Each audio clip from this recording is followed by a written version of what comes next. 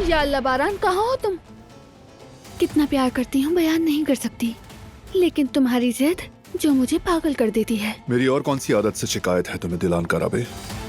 पता नहीं बेचारे किस हाल में होंगे, न जाने और क्या क्या देखना बाकी है। जाओ बेटी, फरात और गुल को भी बुला लाओ। सूप तो बहुत ही मजे का बनाया तुमने। हमारे सब प्यारे वहाँ है फरात, तुम्हें भी तो याद आती होगी ना सबकी। जैसे बाबा ने मेरा हाथ कभी मजबूती से नहीं थामा। अम्मी के बारे में कहूँ तो वो भी मुझे छोड़ के चली गई जब मैं छोटा था। कभी कभी बहुत मिस करता हूँ उनको। फरात का बचपन याद है कुदरत तुम्हें? बारात को फोटोग्राफर के पास ले गए थे तो फरात ने आसमान सर पर उठा लिया था। देखो तो क्या मासूम चेहरा है। कोई भी फितरतन बुरा पैदा नहीं होता, वो बुरा बाद में बनता है। बस मुझे ही कुचलते रहो, लेकिन इतनी आसानी से नहीं, क्योंकि मुझे मारना आसान नहीं।